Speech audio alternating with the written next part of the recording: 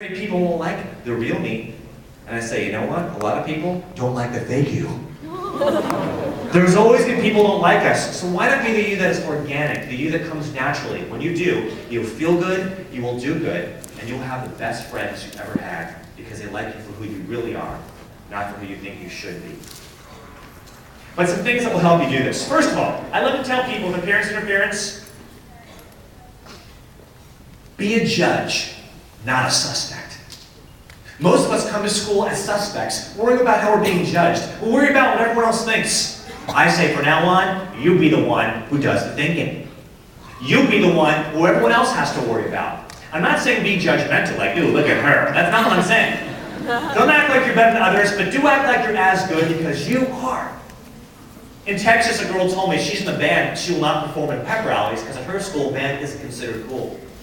I asked, well, do you think it's cool? She said, yeah. Does the band think it's cool? She said, yeah. So I asked, well, why are your opinions less valid than anyone else's? Last Key Club conference I did last week, I spoke for the Pacific Northwest Key Club, and in this workshop, the girl raised her hand and she confessed to me she loves being Key Club, she won't wear her Key Club shirt to school because it's not considered too cool, even though she thinks it's cool. And I guess my point is this: no one at your school knows better than you what's cool. They didn't go to cool school. No one's more popular, no one who's older, they don't know any better than you. Each one of you can decide for yourselves what's okay. Anyone here know what the #1 fear is in America? Public speaking. Public speaking. You're doing what I'm doing right now. Why is it so scary? Because let's face it, ever since I got on stage last night, even right now, a lot of you have been judging me. You're looking at me and you're listening to me and you're kind of forming an opinion. You're judging me right now, right? Has it occurred to you that since I've been up here today, I've been judging all of you? Oh, I am. See, right now, I decide who's cool. I decide what's in fashion. I decide what's funny. I decide how well this workshop is going, because right now, I'm the judge. You're the suspects. Back at school, you can be the judges too. I'm trying to set you free. I'm trying to relieve you of this burden of impressing others. From now on, let them impress you. So you can start wearing whatever clothes you think are comfortable, whatever you think are cool, and watch other people start to follow your lead. Okay? I'm not sure about that teal, but well,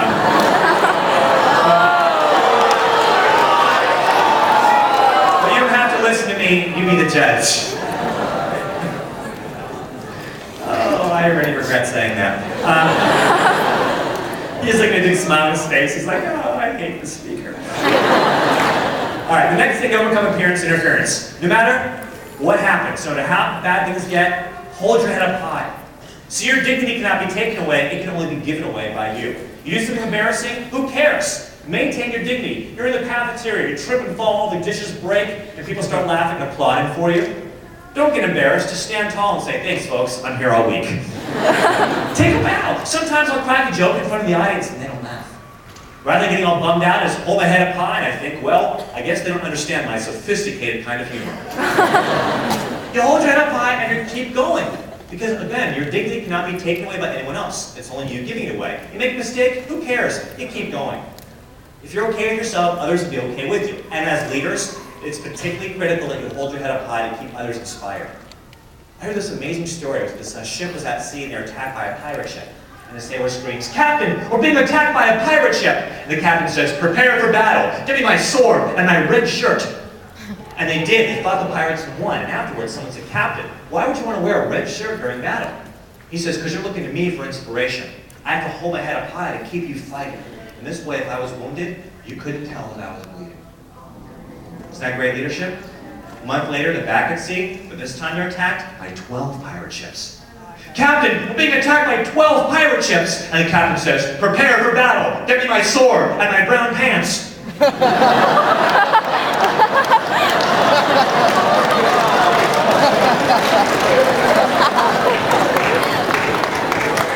And I was sitting there going, I don't get it. And like in 20 minutes they're going to be like, brown pants!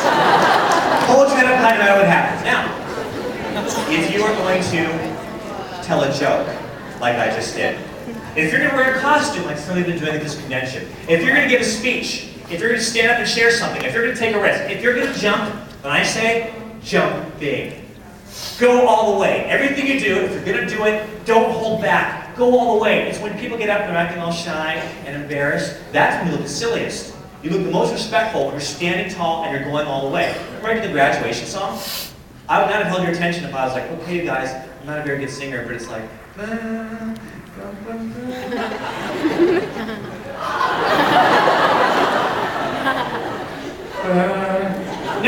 if I want to maintain any level of respectability, I have to be enthusiastic and commit to it. I have to jump big. So I have to be like, bah, bah, bah, bah. I know I look stupid, but did I lose your respect? No. And even if I did, that would be okay, because I'm a judge.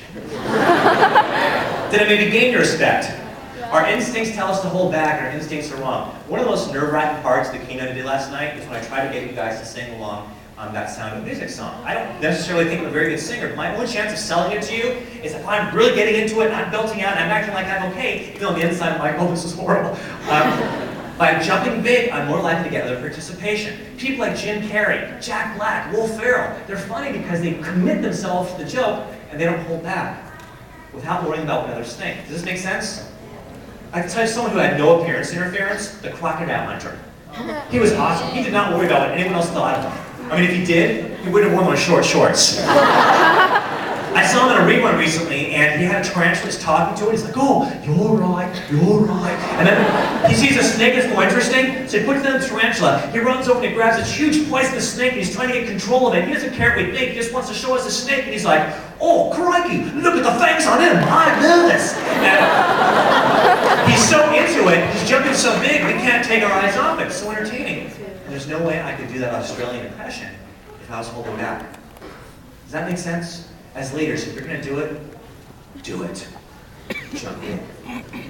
And finally, with appearance interference, be direct. Especially in peak level, you're trying to sell things, you're trying to get donations, you're trying to get involved from people. It is okay just to ask people to be direct, because they can tell when you're being fake, right? People appreciate your honesty. A friend of mine's a lawyer. I called him up recently because I wanted some advice for free. And he's like, hey Scott, how's it going? I said, good. Honestly, I'm calling to ask a favor. First thing I said, because we talk for 20 minutes and then I kind of work my question into the conversation, what will that do to the conversation? Kill it. It's going to kill it. He'll see right through what I was getting at. He appreciated my being direct. And here's the opposite example. My junior in high school, this friend of mine wants to ask this girl to the prom, but he couldn't be direct. He just goes right up to her and he's like, oh hey, how's it going? Prom's coming up next month. I've been saving all year. I can't wait. I sure hope the big girl wants to go with me.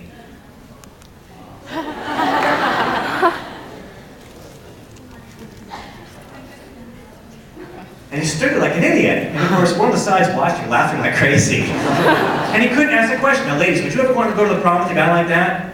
Probably not. So guys, here's my advice. You want to take a girl to the prom? You be direct. You walk right up to her and you go, hey, what time should I pick you up for the prom? Trust me, she'll be like, anytime you want. No, don't do that. That won't get you to the prom. That will get you incarcerated. Don't do that. My point is this. When you can be honest with people and just be direct, just come out and ask. It'll maximize your chance of getting the result that you want. Appearance interference. One of the three sandbags I'm going to talk about. The second sandbag that I see ruining the lives of young and old people is something I like to call the mental heckler. A heckler is a member of my audience who wants to shout things out. Believe it or not, last night, there were a few points where I might throw out a hypothetical question, and I heard some of you in the audience kind of shouting things out, kind of be obnoxious and make your friends laugh. And that's heckling. People in the audience want to shout things out to whoever's up here to make them feel bad. I believe each one of us lives with a heckler in our head. It's that negative voice inside your head that's constantly giving you negative feedback to make you feel bad. It's that voice inside your head that tells you things like, you're too fat, you're too thin, you're too tall, you're too short, you're not smart enough, you're not good enough, you don't fit in, you're not like everyone else.